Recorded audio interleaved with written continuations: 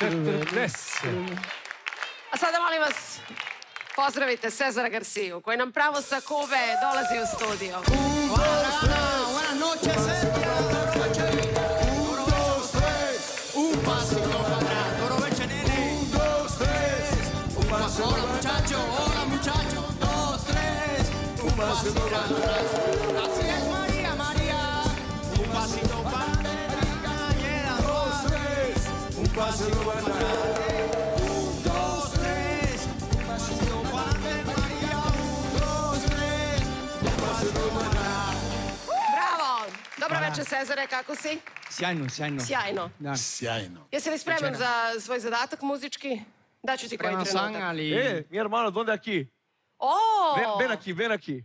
¿Cuál es tu equipo favorito? Ahora noche. Esta noche, večeras. Esta noche. Rojo, crveno!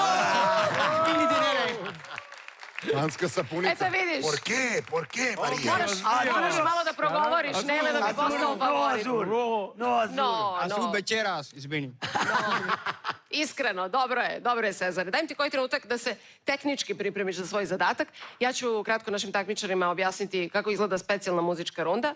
Cezar u svom stilu vrlo šarmantno peva poznatu pesmu. Ko se prvi javi da tačan, kompletan odgovor osvaja 4 poena.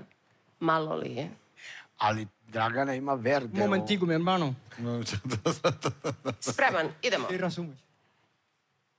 Onde stiamo i dami? Mettiamo il suono di luce. Stop. Pogledi u tami. Pogledi u Zek, tami. darumle. Ne? Pogledi u tami? Da, Sergej. Da. Da! Ne. Ne. Ništa, Ajde, gube dalje. poene, džaba, doviđenja. Gube poene, ali slušajte. Ja. Gubimo poene. Jeste pa imamo. Sergej. A daj neku drugu, sad ćemo Ali reći. nije ta pesma. Čekaj, možemo još Jeste malo. Sergej. Vodimo samo 25 radija.